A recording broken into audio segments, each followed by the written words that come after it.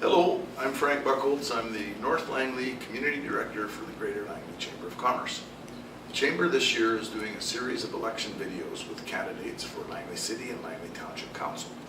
With me now is Kerri Ross, who is seeking a seat on Langley Township Council. Welcome, Kerri. Hi, thank you. Please tell me a little bit about yourself and why you decided to run this time. Well, I am a 11-year resident of Willoughby, but my family has a history in Langley that goes back probably almost 35 years. I attended Scouts and I came to Langley to Camp McLean and did do my fishing at Derby Reach, and my family owned a business in Brookswood starting in the, I want to say, early 90s, and they ran it right up until probably about 9 years ago, and then we moved into a home-based business. Very good. The Chamber has put together a series of questions that we're asking candidates on the videos. And the first one I'd like to talk to you about is housing. Housing has become quite a big issue across the region because for many younger people it's becoming just about impossible to buy. But this goes far beyond home ownership. It goes into rentals, and it's hard to find places to rent, and rent is expensive. What can the Township Council do to really ensure that there's a good supply of affordable housing in Langley? Well, one of the problems that I think I saw is we came to Langley while I was still in college, and we bought a home, and we did it because we had a lot of my classmates living with us, and so they were actually deciding whether they could continue their education or have housing, and we saw people were really struggling. And so for me, one of my biggest concerns with all of this is it isn't just housing, it's the ancillary costs. So it's the transportation cost. If we don't have transit, people feel the need to own cars.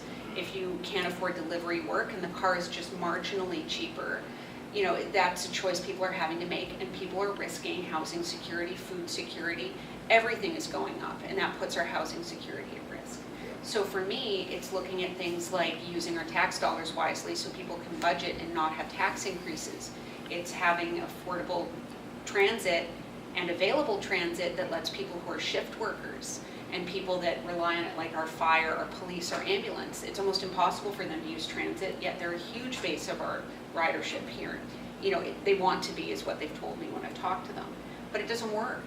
And so people are losing out on income everywhere, not just the housing, and housing is the largest fixed cost. It's crept up from 30%, which is the recommended percentage of your salary and take home, to almost 40, and then 50 and 60% for some people nowadays. Yeah. And so it's daycare. I know for me, I had to have a car because the overage charges on daycare were up to $20 a day, so transit didn't make sense for me. And so we have to look at making business cheaper so that that can bring the cost down, so that then people can afford daycare, people can afford transit, people can maybe afford to have the car if they need it, and then that way they can allocate the income they need to housing. Also, housing, standardize some of it so that we're not seeing people going, can we have increased density in a variance? And then we have our residents going, okay, great, does that mean that you're going to be able to fit more in and I'm going to get a piece of the savings? I don't think the residents are getting the savings. Yeah. And so for me, I'd like to see it assured that if we're making it more dense, are we seeing the availability and the affordability index come down for them? And of course, you make an excellent point about densities. When there's more density, there's more demand for services. Exactly. And as we vary it, the original services that were earmarked aren't there for the population that we allow to come in. Yeah. And we've seen that in Willoughby quite a bit. Yeah. Let's talk a bit about something you referred to as we were talking about housing, and that's transportation and transit. You referenced both of those issues.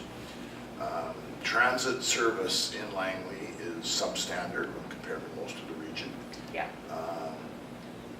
Rapid transit is scheduled to come to Langley City along the Fraser Highway corridor. Yeah. LRT has been in the works, although it's not approved for funding there.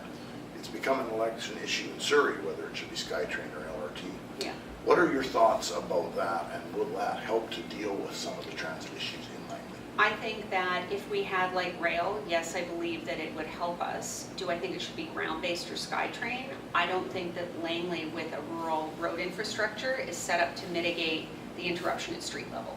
I think it should be above ground. I think it should be SkyTrain. Like, I'm not sure if we could do something different than Surrey where it meets our borders, but I think we need it desperately.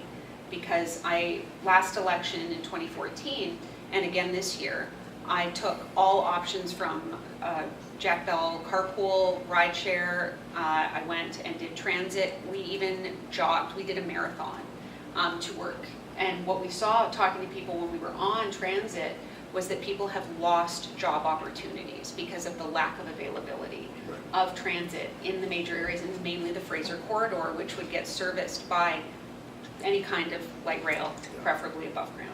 Okay, and the other question we'd like to ask you is about business. We're a business organization and we want our businesses in this community to thrive. What can the township do to make the business climate as easy as possible for businesses? Because it's always challenging business, no matter what it is. And to help new entrepreneurs to set up and just help existing businesses do well. It's funny because I've just gone through looking at site inspections to expand a company. And we've gone from two 50,000 square foot warehouses to combine under a 125,000 square foot roof. And we've gone through the poll with our employees, and we've gone through site inspections at different locations and what would make the difference to us as a large company looking for a footprint to take on. And the employees' main concerns, and they're the ones that we have to ensure are there, we need them, we can't work without them.